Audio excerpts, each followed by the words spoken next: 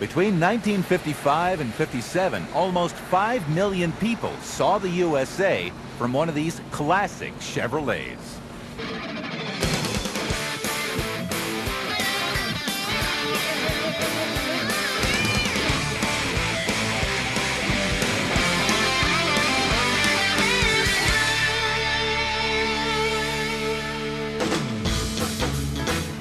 America had turned out a lot of pretty nice cars in the 100 or so years we've been building them. Most of them were good everyday transportation. But the 55, the 56, and the 57 Chevy qualify as exceptional. For the nearly 5 million people who bought these cars new, and the countless millions who have owned them over the past half-century, the world would be a much different place without these three cars. These cars were their first taste of the American dream. My first memory was, we lived in Ohio at the time, and my brothers were Ford nuts, and a friend of theirs bought a 55 Chevrolet. And I can remember him squealing his tires down the road and outrunning the Fords with it. I can remember that vividly. The 55 through 57 Chevrolets were revolutionary in hundreds of ways.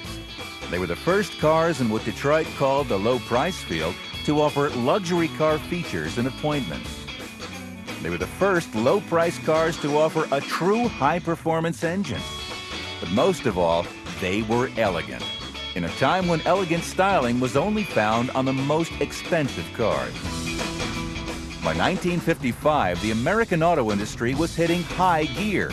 At the same time, the American car buyer was shifting into high and was rushing the dealerships with cash in hand, ready to buy their first new car. Chevrolet's timing couldn't have been more perfect. The new Chevrolet for 1955 made everything that had come before it look old. This was a brand new car with dramatic new styling, brilliant two-tone colors. It was a dramatic departure from what came before. During the next 3 years, Chevrolet would continue to refine this car. And as every new model was introduced, America would fall deeper in love with it. The 1956 Chevrolet contained a few small but distinctive changes to the original design, creating a car that was unique in its own right, and keeping car buyers' eyes focused on Chevrolet. When the 57 Chevy rolled out, for many Americans, it was as if they were seeing their first car. The 57 had taken the best of the 55 and 56 models and had carefully applied some styling enhancements that made this car a true American icon. The 55 Chevy, 56, 57, they had a timeless design. It still looks wonderful today. But regardless of how beautiful these cars were, they wouldn't have had the impact on America's automotive landscape without one vital ingredient: horsepower. The 55 Chevy had something no other Chevrolet had ever had: a V8 engine. The little 265 cubic inch V8 was the product of 3 years of development. With this engine, Chevrolet entered the big leagues of automotive performance, and for the first time in its history, became a car with muscle. And as we all know, muscle plus image equals a muscle car. Maybe this is where it all began. Stay with us. We'll set the time machine for the early 50s as Chevrolet starts putting the pieces together when we return on the American Muscle Car.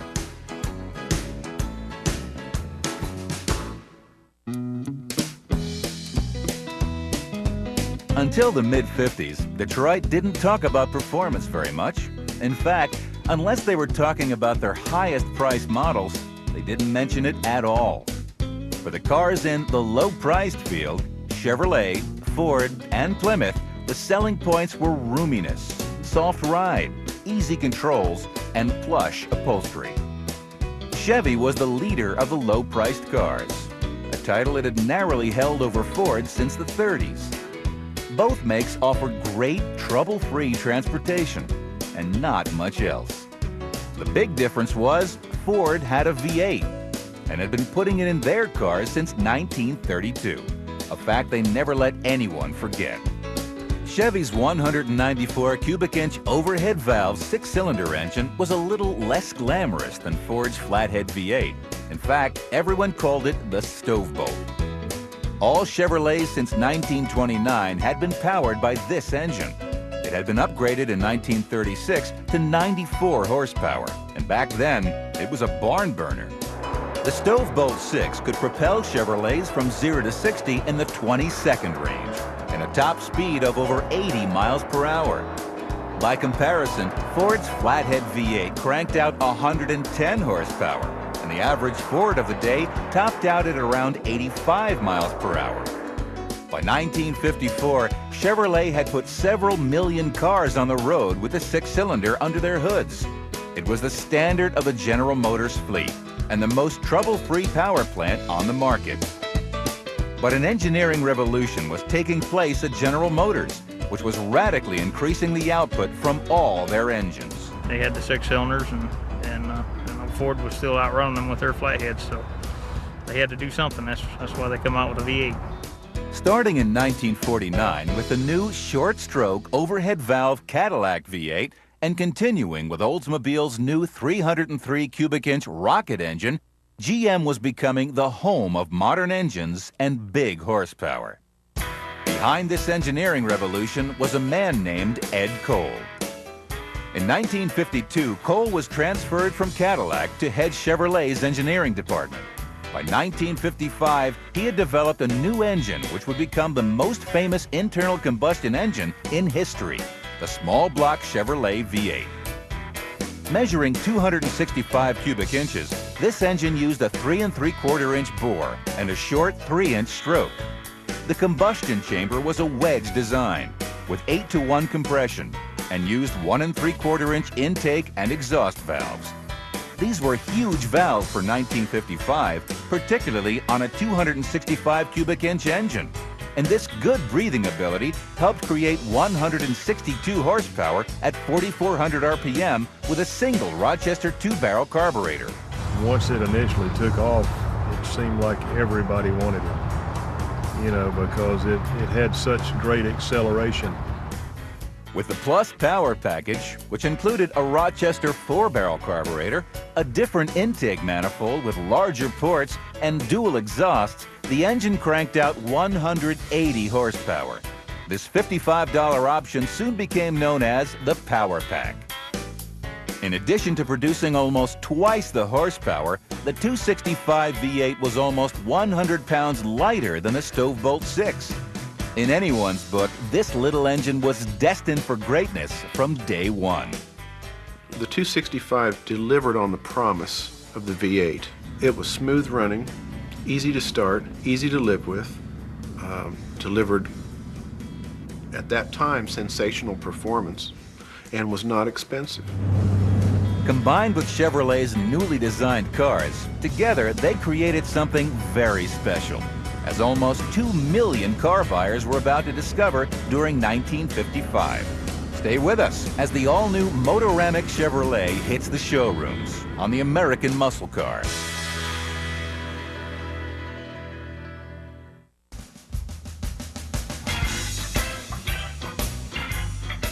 For years, automakers had been calling their new models all new. Well, for once, this was true with the 1955 Chevrolet. Of the over 4,500 parts which made up this car, 3,825 of them were new for 1955. But you didn't have to be an automotive engineer to know that this car was all new. All you had to do was drive it. The 55 Chevy rolled out on a newly designed chassis, which was 18% lighter than the 54 frame and much stiffer. Thanks to new ball joint front suspension and new springs front and rear, the 55 Chevy's handling was vastly improved from previous years. But by far, the major change for 1955 was styling. Everybody called it Chevy's Little Cadillac, and it deserved this nickname. The designers had blown away the old 1940s three-hump styling of the front fenders and hood in favor of a smooth, even line across the front of the car. the headlights were set under little eyebrows. And instead of the typical massive chrome grille, the 55 Chevy offered a unique egg crate design borrowed from Ferrari, which was a favorite of GM design chief Harley Earl. The 55 Chevy's front-end design remains to this day one of the most distinctive of any American car ever built. Also for 55, Chevy had smoothed and streamlined the car's flanks. The top-of-the-line Bel Air featured special identification script and badges on the sides of the car. And for 1955, you had your choice of 21 different two-tone color combinations. The era of the fins was just beginning. Chevy's little tail fins were tastefully done. They also provided a nice place to put the distinctive taillights. V8-powered Chevys sported little V's below theirs. You could also tell the Power Pack cars by their dual exhaust. But by the time you noticed these, you had already lost the stoplight drag race. In 1955, nothing said upscale like gobs of chrome.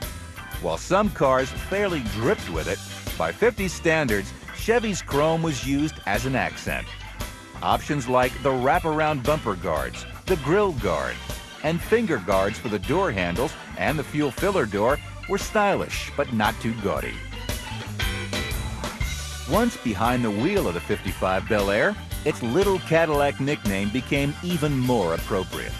Everywhere you looked or touched, you felt quality and luxury. From the dash with its hundreds of little bow tie embossings to the upholstery and door panels, which were available in almost as many colors as the body. The Bel Air offered almost as many luxury options as many of the higher-priced cars. In addition to air conditioning, power steering, power seats, windows, and brakes, you could deck a 55 Chevy out with everything from clocks to automatic headlight dimmers to traffic light viewers, Wonder Bar AM radios, and tissue dispensers. By the time you made a trip through all the luxury and comfort options, your 55 Chevy was as cool as any car on the road. And you had also added almost $1,000 to the Bel Air Sport Coupe's base price of $2,067. It was a fast ride out of the low-priced category. Despite its luxury and style, though, the 55 Chevy wasn't just a cream puff. The 265 V8 packed enough power to take on just about anyone on the street or the racetrack. And for 1956, Chevy was going to throw a little more under the hood. Stay with us as the 56 Bel Air does the impossible. It gets better on the American muscle car.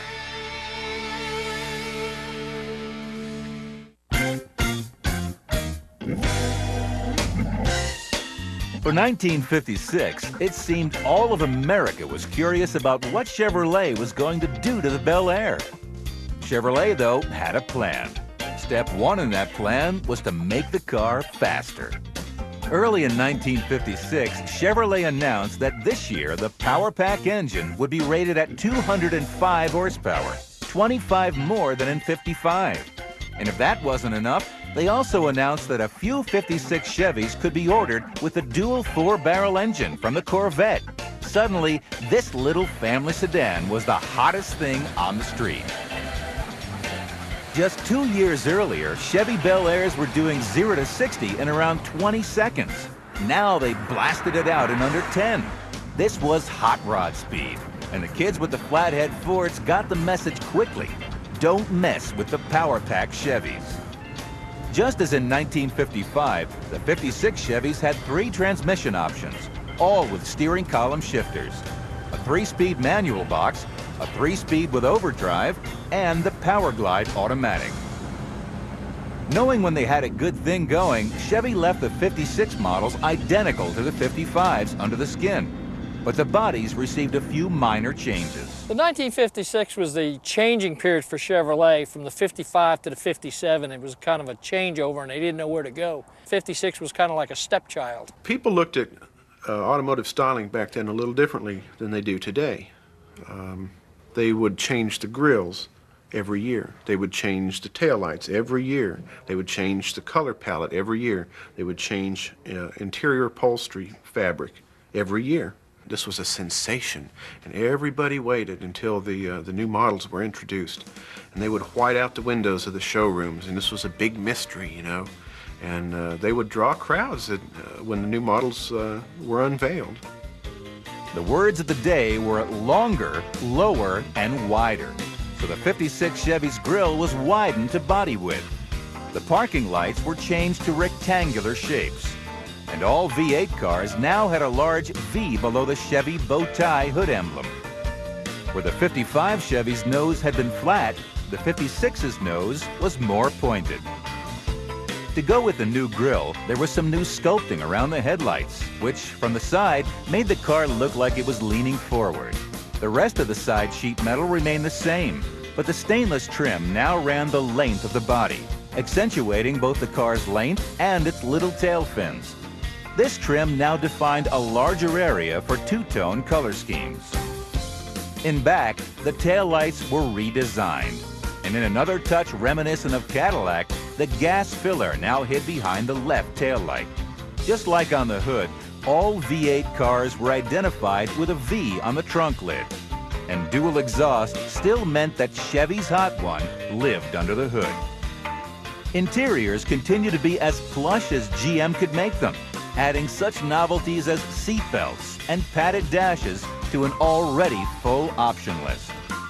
In the second year of this new design, Chevy was riding a wave of success like it had never seen before. Chevy had sold over 1,800,000 55 models, and nearly 800,000 of these were top-of-the-line Bel Airs. In 1956, Chevrolet would sell almost as many cars, even in the face of the stiffest competition yet from Ford and their all-new Fairlane. But what Chevrolet was about to do to their competition was almost unfair.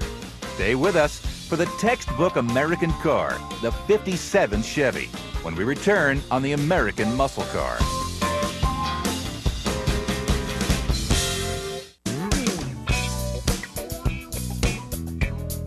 After 2 years of a bull market in the auto business, Detroit's auto stylists were pulling out all the stops. Mopar's forward-look cars and the fantastic 57 Fords were packed with everything car buyers wanted.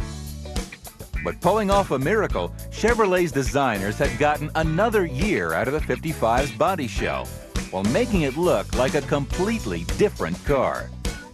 Continuing the longer, lower, wider theme, the 57's cowl was lowered 1.5 inches, which made it necessary to move the interior fresh air vents.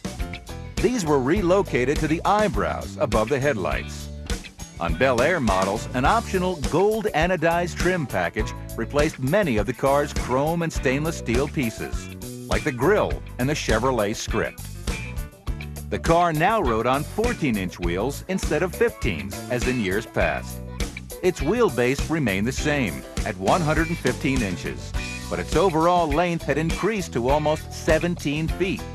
Contributing to this length was the classiest set of tail fins ever to come out of GM's design studio.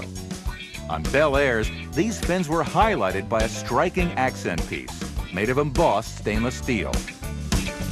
Interiors were even more luxurious this year, especially in the Bel Air models, and the dash was redesigned, clustering the gauges in front of the driver in a cockpit layout.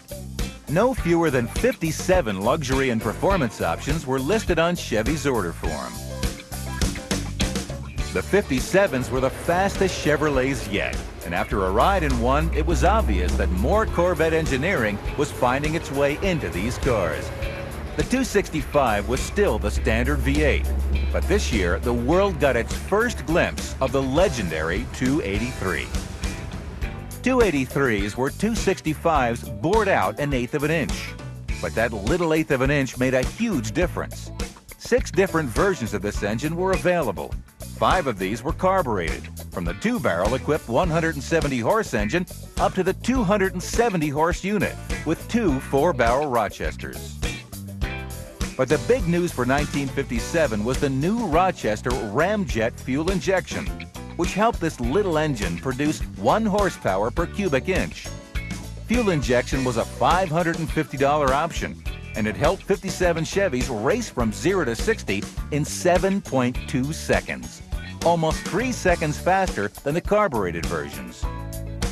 Chevy took home NASCAR's Manufacturer's Trophy at the Daytona Speed Weeks in 1957, sweeping the competition in every class in which it competed.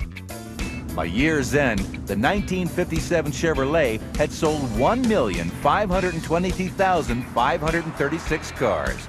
Even though Ford had produced more 1957 models, Chevrolet outsold their arch rival by 130 cars. Among these 1.5 million 57 Chevys were 6,103 of these jewels, the Nomad. Chevrolet produced a handful of these sporty two-door wagons in 55, 56, and 57, never selling enough to make back their tooling costs. 1957 would be the last year for this rarest of the Tri-5 models, although the Nomad name would linger on for a few more years on conventional station wagons. With the 55 through 57 models, Chevrolet had made the transition from making plain, low-cost transportation to making stylish cars for every man. But when the 1958s were introduced, they signaled the end of an era. Some said the 58s went a little too far. They said it again in 59. Chevy would take the longer, lower, wider trend to the extreme before it would again make a car with the charm and simple style of the 55, 56, and 57. But no other car from Chevrolet would ever be so beloved by its owners. Very few car makers anywhere in the world have put together 3 back-to-back winners like the 55, 56, and 57 Chevy. There might have been faster cars, or more sporty cars, or more luxurious ones. But no other cars can do what these cars do. They make you remember when. The Tri-5 Chevys remind us of a time in American history when neighborhoods were neighborhoods, when the focus was on family. It's an era we can be proud of as Americans. Can your car do that? Thanks for watching. And please, don't crush them, restore them.